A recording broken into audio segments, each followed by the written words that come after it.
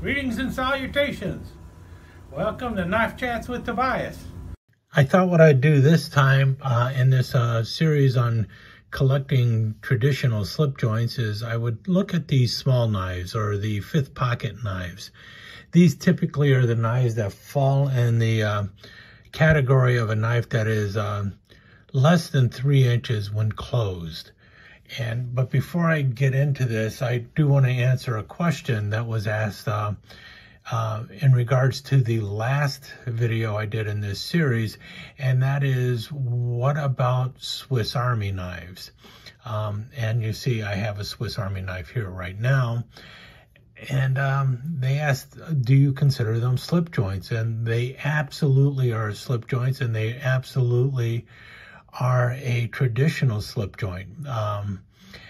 But for some reason, when people think of, or at least when I think of Swiss Army knives, the Victorinox or Wenger Swiss Army knives, I often put them in a category all of their own. That might be wrong. So maybe later I will try and figure out a way to talk about the collecting Victorinoxes as, or Swiss Army knives as the world of traditional slip joints, because I know they are very popular within the traditional slip joint world, especially in the tiny patterns, because, well, this is it. No doubt about it, this is probably the #1 collected knife in the world, the Classic SD, or the Classic by Victorinox. But let's talk about these other ones. These are patterns that more people associate with traditional slip joints, especially here in the United States. Now, when it comes to the collecting the tiny patterns and traditional slip joints, I think one of the key factors among collectors is the fact that they just don't take up a lot of room. And other reasons is they are non-threatening. They are knives that are pretty much legal to carry just about anywhere too, simply because of the length of the blade size. Yet they are quite functional, and they can actually do quite a bit, even though most people look at them and think that they're kind of just like a trinket and really not that useful. In any case, I think the two I have out here are probably knives that most people collect. I think this is probably the most collected of the traditional slip joints in the tiny sizes, and this is #2, the toothpick and the peanut. And I believe, especially if you talk to Case, they will tell you that the toothpick is probably their #1 collected in the tiny frames, with the peanut coming in a close second. I think a lot of people who carry tiny knives who do not collect will lean more towards the peanut over the toothpick. Now, the interesting thing about the peanut and the toothpick is a lot of people these days think of them as a knife that started out as small, but the toothpick was originally a very large frame knife, and the peanut began life basically as a serpentine jackknife, usually in in that 3.5 to 4 inch frame, but they shrunk down to a 2 7/8 inch or 2 3/4 inch frame, and the toothpick is now a 3-inch frame, and that is probably the most popular frame for a toothpick. The days of the medium toothpick and the larger toothpicks is definitely waned, especially here in the United States. Very few companies make a medium toothpick in the U.S., and even fewer companies make a large toothpick here in the U.S. Most of the ones that you find in the medium and large frames are usually coming out of China or Pakistan these days. The same can be said for the peanut. The peanut Most of the ones you find these days are actually coming out of China or Pakistan.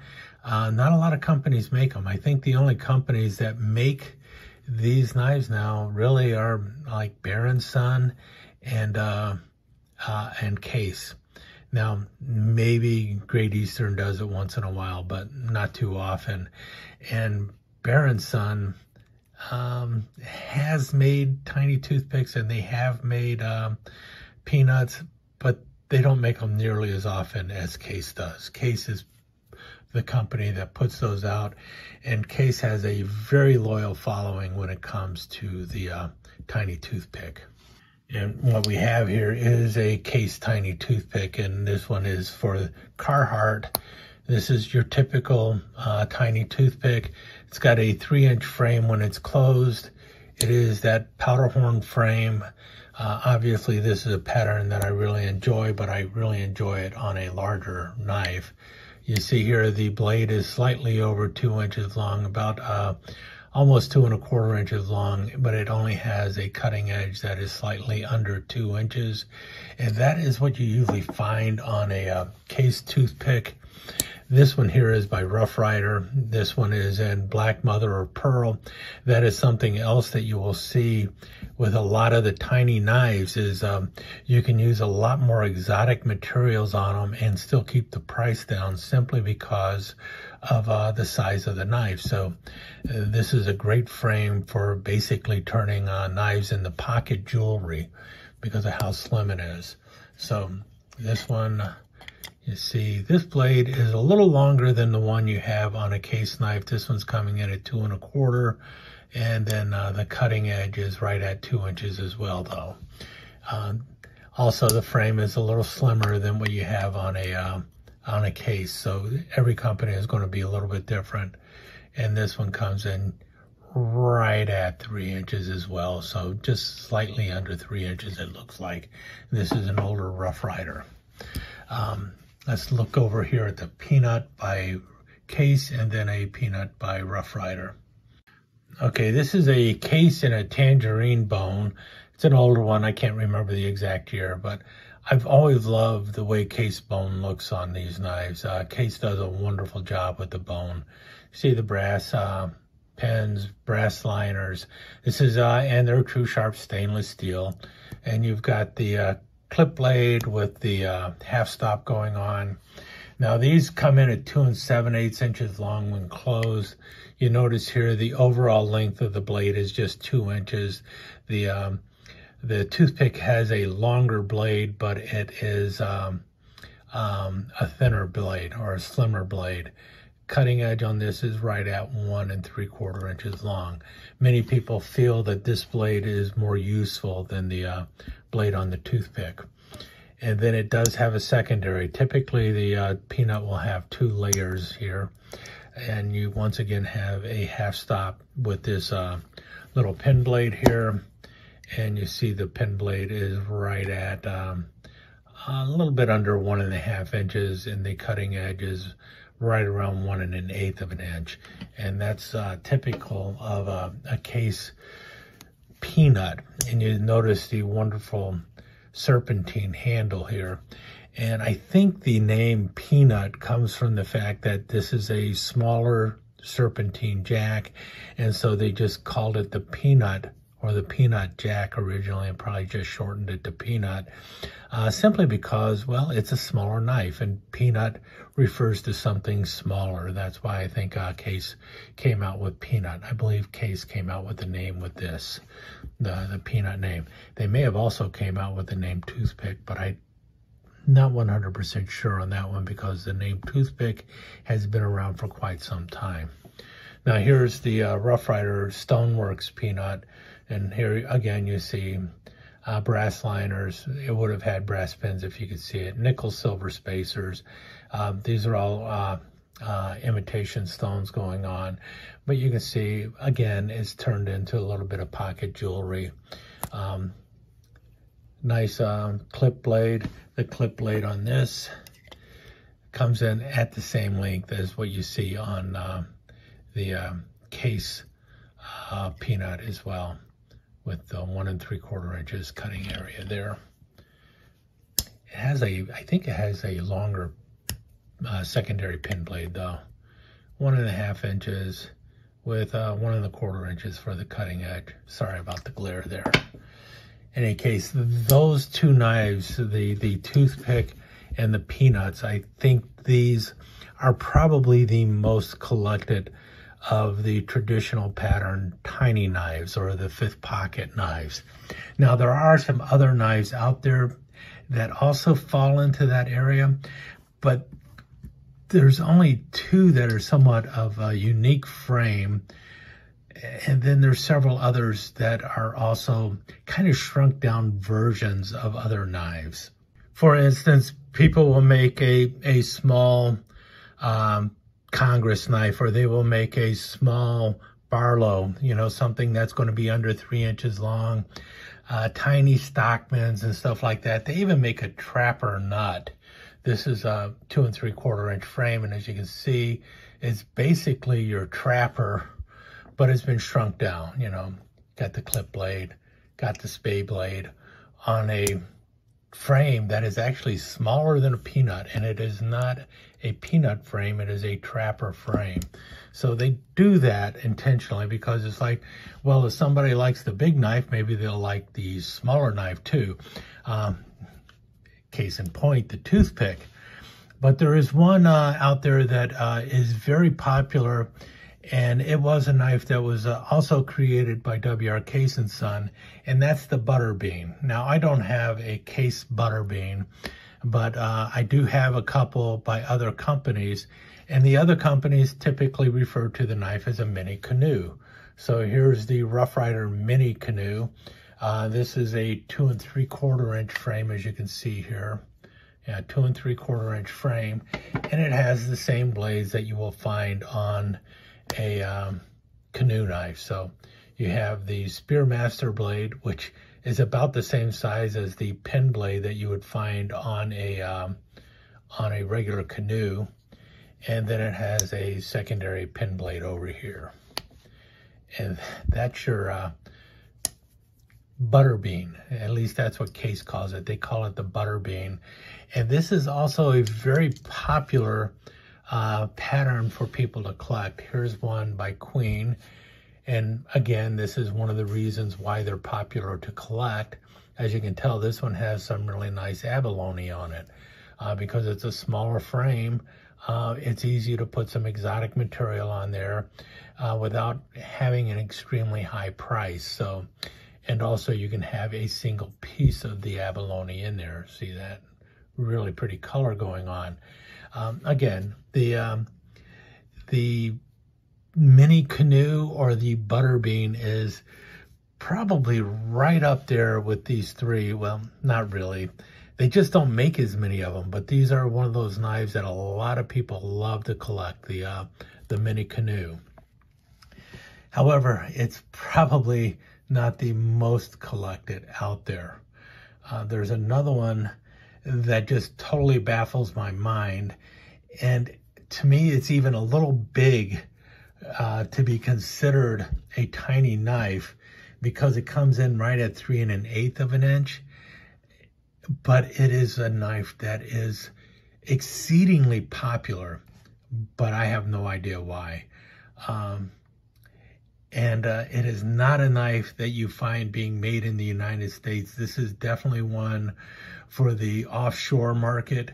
Marbles, Rough Rider, and Frost all churn out these knives, and they buy them like gangbusters. And it is a knife that I have quite a few of, but only because I was trying to complete a series. It's a knife I don't really care that much for, but a lot of people are crazy about them, and that is the little lady leg knives with the little high heel shoe that's supposed to double as a bottle opener, but typically the shoe does not work as a bottle opener.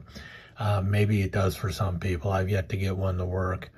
And then it's got a clip blade going on for it. And it's a relatively substantial clip blade, and maybe that's why a lot of people like it. But you can see here the length of it is right at 2 inches, so about the same length as what you have on a peanut, and not quite the same length as you have on a toothpick. 1 3/4 inches for a cutting edge. But when you look at the blade in comparison to other ones, you have a lot more belly on it than you do with the toothpick or the peanut,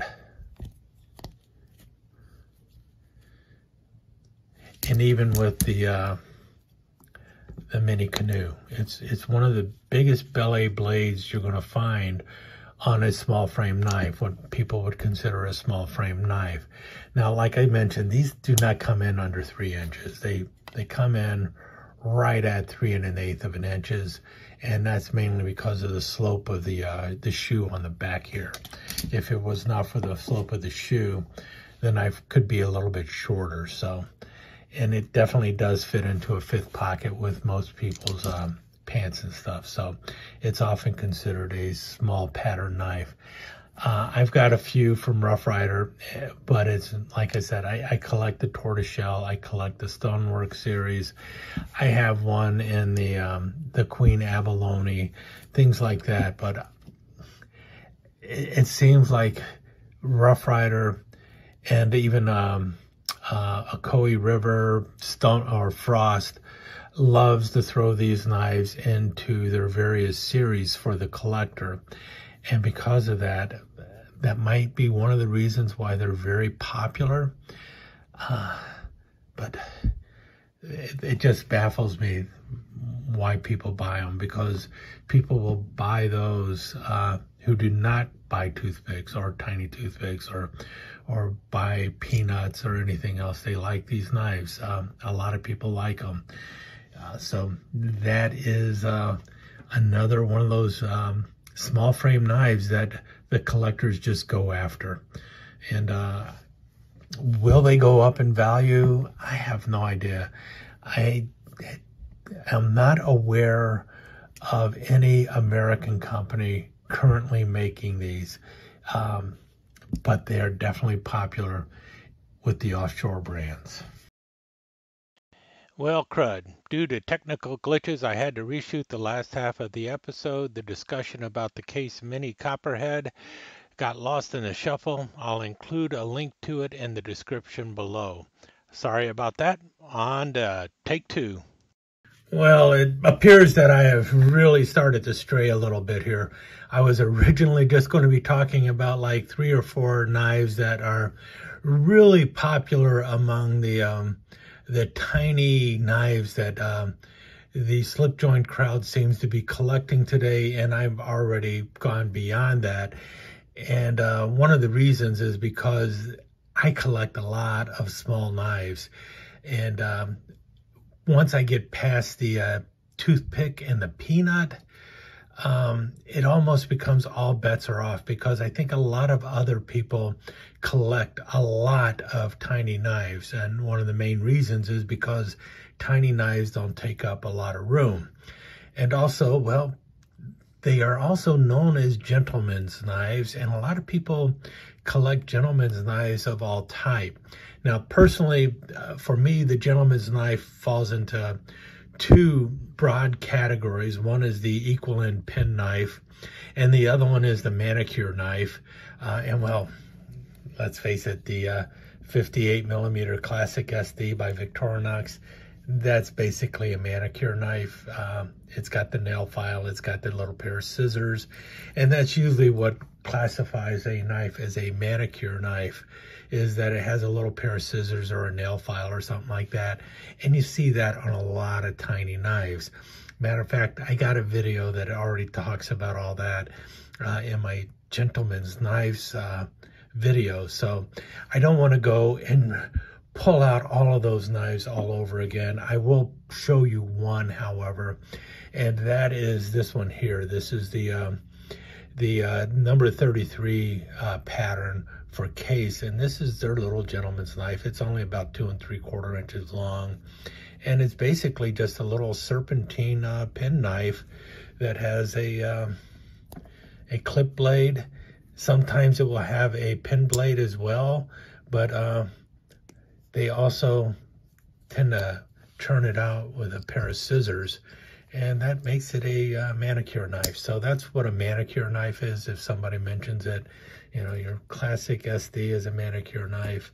The 33 pattern of case, if it has a pair of scissors, is a manicure knife. If it just has a large blade and a small blade, it's usually just a pen knife, and pen knives are definitely collected all over the place. I have a video for that already, so I'm not going to go into it right now. Otherwise, it would take me another 35-40 minutes. But I do think it's important to talk about, well, at least 5 knives that I think are fairly common among the small knife community now, that are more popular now than they have been in a while. So let me clear some of this away and get you the 5 knives. And so far I've only really shown 4 of them, so there's 1 more to go. So we'll be pulling out the baby copperhead, which really does fall into that gentleman's knife world. That is not one of the top 5. The toothpick gets to remain. I definitely think the toothpick is number 1 in the world when it comes to the tiny patterns that are collected, not necessarily carried, but collected. And then next up is the peanut. And these knives are almost always made, especially the toothpick these days, when if a small knife is being made in a series, you can almost bet the toothpick is going to show up, and then the peanut will often show up as an afterthought. And finally, this knife, the mini canoe, or the butter bean, is also a very popular one, but not nearly as popular as it should be. Really, the one that comes in 3rd place is probably, unfortunately, the lady's leg knife. This actually probably comes in 2nd place before the peanut these days. So many knife companies are just churning out these lady leg knives. Not Case. Case hasn't made one since somewhere around 1940 or so. Well, they made one in Germany in 1990, but they don't make them currently, and hopefully they won't start doing it. But you'll see them with Remington and Rough Rider, obviously, all the Frost brands, Marbles, so on and so forth. They're all over the place. Probably right behind, they might even be getting made more than the tiny toothpick. The only thing that saves the tiny toothpick and keeps it ahead of these is a Case churning out a lot of tiny toothpicks. And the only reason the peanut might beat out the lady leg knife is, again, because Case churns out a lot of peanuts. So there's 4. And my 5th candidate for tiny knives isn't too tiny, but it's shorter than this one. And that knife is the baby sunfish. What can I say? I will come right out to begin with and mention that I have a strong bias towards this knife. I love the sunfish pattern. I love the elephant toenail pattern. This is just a pattern that I really like, but it is also a pattern that has persistently been a knife that collectors enjoy. And the baby sunfish is of a very interesting length. You know, it is about 3 inches long and about 1 inch wide, and it has 2 blades on it. And the blades actually, you know, big stubby blades going on here that you can actually cut stuff with. So it's a great little box cutter going on here. So many of them are 1 out of 500. Yeah, anyway, we won't go there far with that. And then it also has the other little blade over here. So it's got this wee little blade, just a funky looking little knife with blades that are surprisingly useful, especially the larger one. You could almost just get by with just the one big chunky blade there. The blade is not long, as you can see here, 1 3/4 inches long. almost the same length of a cutting edge, 1 5/8 inches for the cutting edge maybe, but just a fun little knife to have. And they're made by quite a few companies, which also helps. It's not a knife that Rough Rider is making currently, but Frost is still churning out a couple of these little baby sunfish. Hopefully Rough Rider will get back around to doing it, but they are out there and collectors are scooping them up, and they're paying high demand for it. So that's the other thing. So there's one in the Stoneworks, imitation abalone, and then I got it in the tortoiseshell too. As you can see, I'm definitely a big fan of this. And one of the other cool things about it is if you get it in white smooth bone, and I believe this is one that Rough Rider is still using, it's a wonderful knife that you can recolor, or you can also do some scrimshaw work on. And there's a lot of space on a very small knife for scrimshaw work on the little baby sunfish. And that is one of the things that makes the sunfish kind of popular. It's interesting. I pulled out 5 of those. The most I pulled out of any of these other knives was 2. But while I think it comes in 5th place behind all of these, it's the one I enjoy the most. Any case, well, other than so many other knives that I collect that are tiny knives, like all the equal end penknives. But hey, even this is an equal end penknife when you think about it. Anyway, with that said, I will let you go with my ramble on about tiny knives. Let me know what you think. Do you like the baby sunfish? Would you include that among the top 5 of the tiny knives out there that people collect, and excluding the Victorinox Classic SD? I will be talking about where classic or where the Swiss Army knife falls in this general idea of collecting slip joints. And also, if you notice, one of the things that someone has mentioned a couple times is, well, what about this knife, or what about that knife? And well, those knives were locking knives. You know, they had either some kind of lock back or something like that going on with them. And what I'm looking at right now are just slip joints, non-locking slip joint knives. So no liner locks involved, no back locks involved, none of that going on. Just your basic slip joints. And like I mentioned, number 1, I think, is probably the toothpick. The lady leg knife falls somewhere in the 1 to 3 category. Hopefully it's not beating out the peanut, but it could very well be. And then unfortunately, a really terrific knife, the baby butterbean, or the mini canoe, is falling into 4th place, even though it should rank much higher. It should definitely be. Every knife on this table should be higher than a lady leg knife. I'm sorry. I know I just insulted a lot of people who love that knife, but it's not for me. Any case, and finally, I'm throwing in the baby sunfish more or less as a wild card. But those are the knives that I think people are seeking out these days for collecting tiny slip joints. Let me know what you think, and let me know which ones you're after. Thanks a lot. Talk to you again soon. Let me take just a second to thank you once again for dropping by and spending a few minutes here at Knife Chats with the Pious.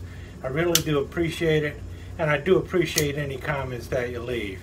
So please remember to give me that thumbs up, and also don't forget to subscribe and ring that notification bell so you'll know when the next episode is up and running. Thanks again for dropping by. Really do appreciate your time here.